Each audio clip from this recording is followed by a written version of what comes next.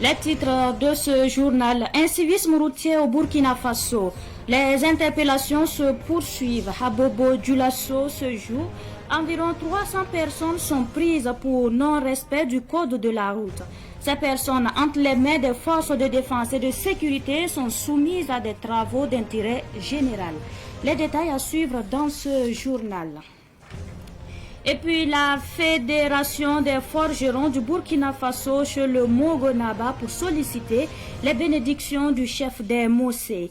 Les membres du bureau exécutif de la FEFOB ont pour l'occasion présenté leurs objectifs et réaffirmé le rôle des forgerons dans la société burkinabé.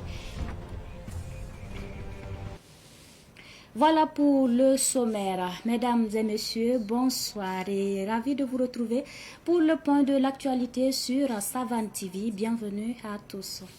Nous vous amenons à Bobo Dioulasso pour débuter cette session d'information. Ce mardi, plus de 300 jeunes sont interpellés pour incivisme routier. Ces jeunes, entre les mains des FDS, sont entre autres curés les caniveaux sur le boulevard de l'Indépendance dans la ville de Sia. Ces mesures visent à sensibiliser les usagers de la route au respect du code de la route. Le reportage signé Nangasida Thomas Sondo de Savane Média Ouest.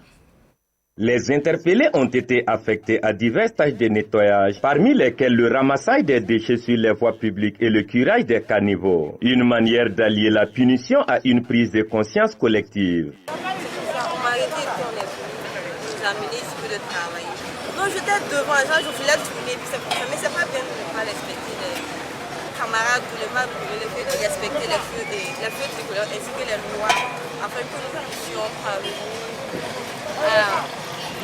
à une bonne gestion. En ne voulant pas m'arrêter pendant une minute, je suis là à travailler depuis 6 heures. Pour moi, ils vont souffler. Quand moi j'ai regardé derrière, moi je suis tombé un peu. Moi je savais que c'était la police. Moi je suis tombé. Bon, comme avec notre sécurité, on garde notre sécurité, un chef reste un chef. Quand moi j'ai appris que c'était pour venir nettoyer, ça pour moi ça va déranger. Voilà, parce que c'est vrai pour partir de propriété que moi je suis actuellement. Les réactions des usagers de la route varient. Certains saluent l'initiative, estimant qu'elle est nécessaire pour lutter contre l'incivisme, tandis que d'autres critiquent le caractère punitif de ces mesures. Voilà, sinon ce que moi je veux apprendre, il faut que les policiers qui sont arrêtés en train de faire là, ils doivent être très vigilants. Puisqu'il y a beaucoup qui se plaignent que non, ils ne sont pas pour eux. Bon, si ça se m'a dit ça, bon, si ce n'est pas le cas, c'est pas tout. Je suis vraiment fatiguée, c'est dur et je ne pensais même pas de vouloir le faire encore. Cette initiative orchestrée par les autorités locales a pour objectif principal d'améliorer la sécurité routière et de promouvoir un comportement civique responsable. Les infractions relevées vont de la conduite imprudente au non-respect des règles de circulation, un phénomène en forte augmentation. Cette journée d'interpellation n'est qu'un début. Les autorités espèrent que la prise de conscience générée par ces travaux d'intérêt général fera une différence dans le comportement des conducteurs à long terme. De retour à Ouagadougou et nous ouvrons la page culture. La 8e édition du festival d'Assasgo-Chouvou est prévue du 15 au 18 mai prochain. Ce festival se veut un espace de dialogue et de cohésion sociale. L'information a été donnée au cours d'une conférence de presse tenue hier à Ouagadougou. Les précisions avec Madinatou Ouedraogo. D'Assasgo-Chouvou est un festival qui met en lumière les talents locaux et qui œuvre pour la promotion de la paix. Cette année, le thème retenu est héritage et innovation, ensemble pour une paix durable. Pour nous, héritage, c'est ce qu'on a eu. Héritage, c'est ce qu'on a. Parce qu'aujourd'hui, nous sommes tous fiers de dire « Ah,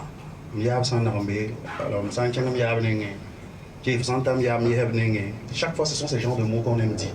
Pour montrer que non, on a reçu quelque chose. On a reçu quelque chose. Donc ça, c'est donc pour nous l'héritage qu'on a. Et nous qui avons reçu ce peu, il est important qu'on aille dans l'innovation et qu'on retransmette ça à nos enfants, donc à toutes ces personnes-là qui nous voient comme des modèles. Et c'est ce qui est important.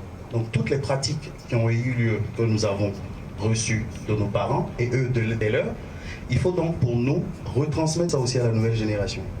Donc quand on parle d'héritage et d'innovation, donc on répercute ça directement au niveau des enfants. Par exemple, là, quand on parle d'innovation, c'est de pouvoir donc retransmettre aux enfants ce qu'il y a de particulier, ce qu'il y a donc de ce que nous sommes en train de voir aujourd'hui, des Burkinabés qui s'unissent contre le terrorisme, qui se portent donc volontaires et qui vont même jusqu'à perdre la vie pour la patrie. Plusieurs programmes seront au rendez-vous à cette 8e édition du Festival des CV, selon Ismaël Bagui, directeur artistique du festival. Nous allons avoir, entre autres, une formation au métier de DJing. Nous avons également une compétition culinaire. Nous avons aussi des spectacles artistiques avec des talents de renom. Nous allons avoir aussi le sport qui va s'inviter, comme depuis ces dernières éditions, avec la course cycliste, avec nos chères mamans, nos sœurs et nos femmes. Nous avons aussi la compétition qui rassemble du monde. C'est la compétition de pétanque. Ensuite, pour terminer, le désormais attendu village des enfants autonomes, véritable espace dédié aux plus jeunes. Le festival d'Assasco-Chevaux se tiendra du 15 au 18 mai prochain. Je vous l'annonçais également en titre. La Fédération des forgerons du Burkina Faso, en abrégé FEFOB, a présenté les membres de son bureau exécutif au Moronaba Bango ce matin. Cette fédération, créée en 2024, a présenté ses objectifs au Moronaba pour recevoir ses bénédictions. Une occasion aussi pour les premiers responsables de préciser l'importance et le rôle des forgerons dans la société. Gambila Sanfo, président de la FEFOB, et Perdouende Gérard Kientega, vice-président, s'exprime au micro de Ahmed Jouel Compaori. Nous sommes venus sur le Moronaba, Bongo, de Ouagadougou, pour présenter le bureau de l'Union nationale des forgerons du Burkina, qu'on appelle communément la Fédération des forgerons du Burkina. Les forgerons, c'est une entité sociale humaine qui évolue dans plusieurs secteurs. Nous sommes, par exemple, quand vous entendez le nom Bamoro, ça veut dire que c'est des gens chargés de produire, de fabriquer les outils aratoires pour l'agriculture, pour l'alimentation, pour l'être humain. Ensuite, nous sommes aussi ceux qui fabriquent des armes pour protéger un village, un pays. Et ce que le président vient de dire, ce que je pouvais ajouter, c'est qu'effectivement, dans la société, le forgeron joue le rôle de médiateur, c'est-à-dire en cas de crise. C'est-à-dire que lorsqu'on a épuisé toutes les voies de recours, c'est le forgeron qu'on fait appel. Et aujourd'hui, nous sommes venus présenter l'association à Sa Majesté, le Moronaba Bango, pour qu'il puisse s'imprégner aussi de nos activités, de ce que nous sommes en train d'organiser sur tout le territoire national. Parce que, en fait, c'est une fédération qui regroupe tous les forgerons du Burkina, des 4 coins du Burkina Faso. Et donc, pour l'instant, c'était une visite pour présenter notre fédération, notre association à Sa Majesté. Et après, les activités, nous allons les décliner plus tard. Et puis le chef de Kouzoulgou, dans la commune de Sapone, province du Bazega, intronisé en 2023, a intégré le week-end dernier la cour de son défunt père, le Naba Sonré. Il s'agit du Naba Tigré de Kouzoulgou, qui a désormais le destin du village entre ses mains. Nous en savons plus avec Samuel Moko. Naba Tigré, en accomplissant ce rite, prend officiellement les rênes du village de Kouzoulgou de la commune de Sapone. À cette cérémonie appelée Yikenre, les femmes ont exprimé leur soutien au Naba Tigré qui succède à son défunt père, le Naba Sonré.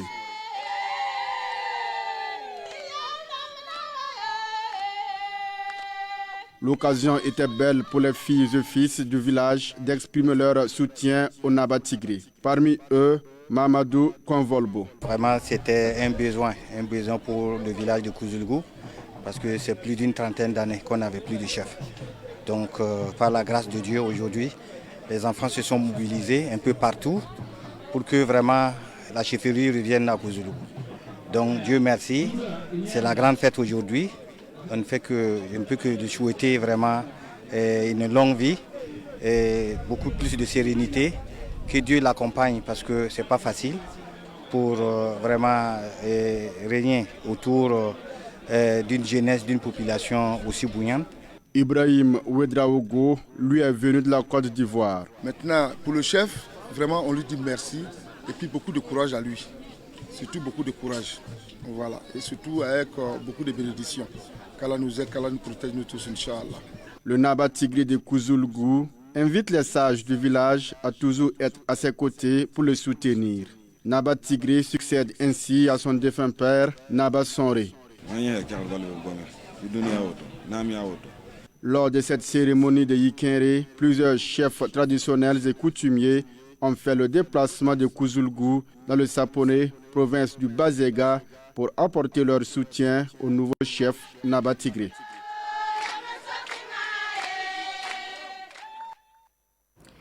Tout autre sujet pour poursuivre.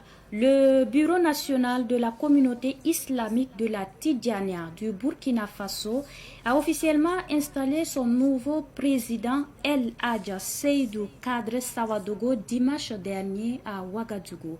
Il succède à Amadé Bangrin Ouedraogo pour un mandat de 5 ans. De nombreux fidèles musulmans et des autorités gouvernementales ont assisté à la cérémonie.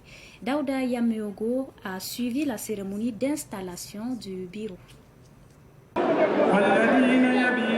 Originaire de la région du Centre-Nord, El Hadj Seydou Kadre Sawadogo, opérateur économique, est désormais le nouveau président du Bureau national de la communauté islamique de la Tidjania du Burkina Faso. Élu au cours du congrès des 14 et 15 décembre 2024, il a placé son mandat de 5 ans sous les signes de la paix, du rassemblement et de la cohésion sociale. Au cours de la cérémonie d'installation, Cheikh Dr Sidi Mohamed Maïga II, calife général de la Tidjania du Burkina Faso, a demandé que les prêcheurs, les imams et les oulémas renforcent la communication autour des messages de paix, de tolérance et d'acceptation mutuelle. Cette cérémonie se tient dans un contexte national qui nous appelle tous à plus de fraternité, de tolérance et surtout de vivre ensemble. À cet effet, nous invitons tous nos prêcheurs, imams et oulémas à renforcer notre communication autour des valeurs éducatives, des messages de paix, de tolérance et d'acceptation mutuelle afin de contribuer à l'unité nationale et au développement de notre chère patrie qui est le Burkina Faso. C'est avec un immense honneur que nous gardons toujours le respect à notre cher Alaï Ahmad Bagré, ancien président qui a honoré sa place au nouveau président Alaï Saïd Sawadogo. Qu'Allah les bénisse tous.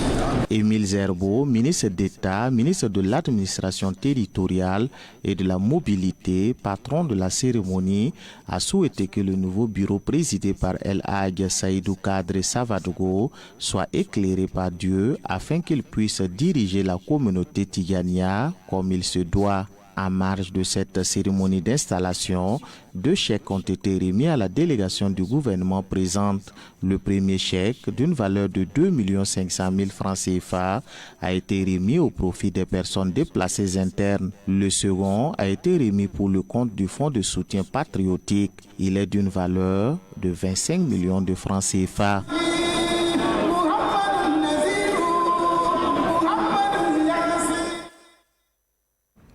La campagne nationale d'évangélisation du Buisson Ardent, renouveau charismatique catholique de l'université Joseph Kizerbo a pris fin le 2 mai dernier au stade Issoufou Joseph Konombo. Retour sur la cérémonie de clôture avec Samuel Moko.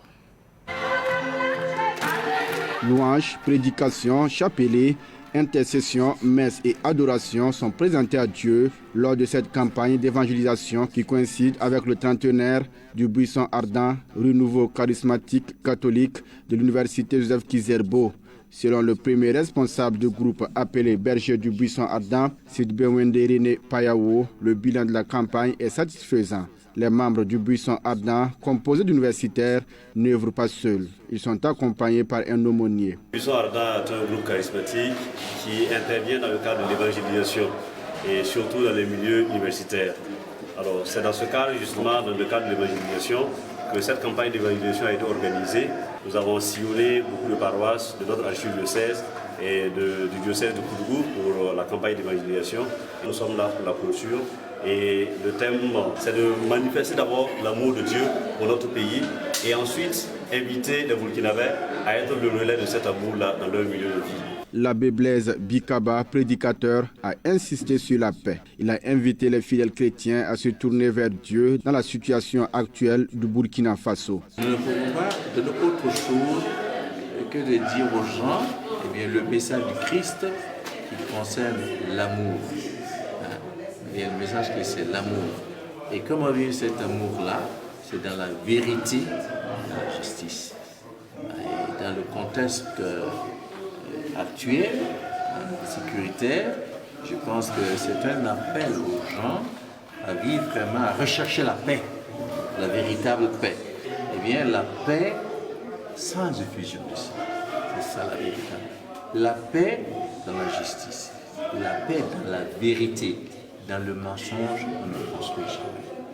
Peuple du Burkina Faso, Dieu t'a tant aimé qu'il a envoyé son Fils unique Jésus-Christ pour ton salut, confère Jean 3, 16 est le thème de cette campagne d'évangélisation. Ils étaient nombreux, les étudiants à prendre d'assaut les gradins du stade Issoufou Joseph Konombo pour prier pour la paix au Burkina Faso, le jour même de la grande mobilisation pour soutenir le capitaine Ibrahim Traoré, président du Faso.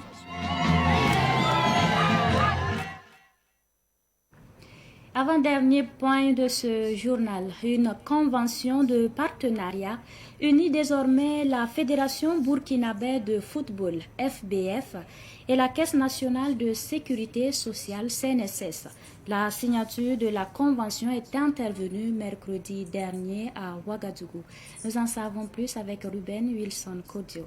Ce n'est un secret pour personne. Plusieurs anciennes gloires du football burkinabé ont terminé leur carrière sans avoir assuré leur retraite. Conséquence, plusieurs d'entre eux rasent le mur aujourd'hui. Pour permettre à la nouvelle génération d'éviter cette situation, la Fédération burkinabé de football décide d'assurer les vieux jours des footballeurs burkinabés. C'est le sens de ce partenariat avec la Caisse nationale de sécurité sociale. C'est vrai que la convention, c'est un plus, c'est une épine en moins. Mais maintenant, il y a la difficulté pour l'application de cette convention. Si vous voyez la façon dont nous signons les contrats, c'est des contrats d'un an, souvent ce sont des contrats très solides. Donc vraiment, il y a du pain sur la planche, qu'on va s'atteler à ça. Peut-être que les premières années seront difficiles, mais quand les gens les vont comprendre, parce que ça ne se limite pas aux footballeurs sur le plan national, même ceux qui sont à l'extérieur, comme le disent les expatriés, il faut que ils cotisent parce que vous êtes témoin de beaucoup de situations. Chaque fois, on est interpellé de la pénalité de tel joueur. C'est très difficile pour nous, fédération, mais on ne peut pas tout résoudre. Mais au moins, le joueur, à la fin de sa carrière, il peut se comprendre quelque chose. Je crois déjà c'est un grand soulagement pour la fédération et pour lui-même joueur. Signature de convention répond à une vision commune, celle de faire du football burkinabé un levier de développement économique et social. Nous sommes partis du constat que dans le domaine du football, vous savez, il y a les acteurs du terrain, donc qui sont les footballeurs, et il y a les travailleurs donc, et du domaine qui sont des acteurs aussi importants. Et le constat que nous avons fait, c'est que la protection sociale de tous ces acteurs-là est relativement faible. Donc nous avons voulu faire en sorte que, avec la fêtière nationale du football au Burkina, nous puissions nous donner la main pour faire des sensibilisations, pour mener un certain nombre d'actions qui va faire en sorte que les acteurs du football puissent s'immatriculer comme la loi le prévoit au niveau de la CNSS et surtout payer régulièrement les cotisations après la carrière et faire en sorte que les acteurs donc, et du football bénéficient des prestations de la CNSS après avoir donc honoré leurs cotisations pendant un certain nombre d'années. La Fédération burkinabé de football s'engage à accompagner la CNSS pour le respect des obligations prévues dans la loi régissant la sécurité sociale. Toutes les rencontres de la 28e journée du Faso Foot Ligue 1 se sont disputées hier. L'EFO s'est imposé face au Real du Faso sur un score d'1-0. C'était au stade Dr Issoufou Joseph Komombo de Ouagadougou. Écoutons Jean Baya et Roland Kielem, entraîneurs des deux équipes à la fin du match. Propos recueillis toujours par Ruben Wilson Kodiou. 3 points, c'est ça. C'était le plus important. On a eu les 3 points. C'était difficile, effectivement. On se marchait beaucoup dessus devant les buts. On a eu plus d'occasions.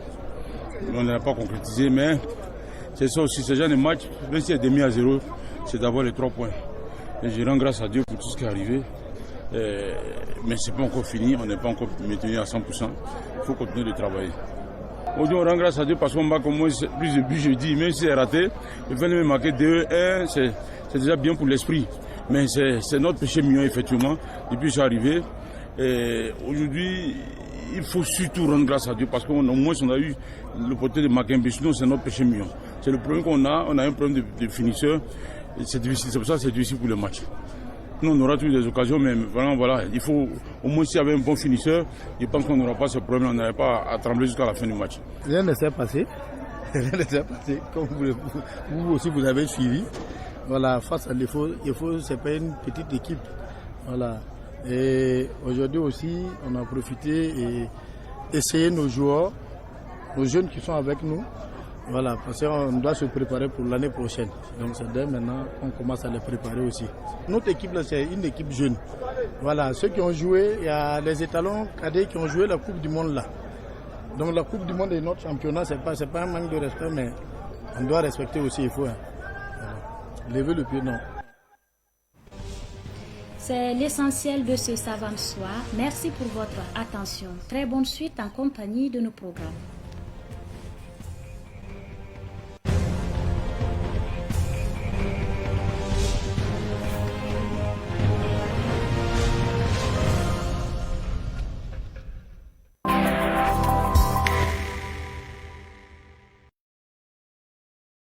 you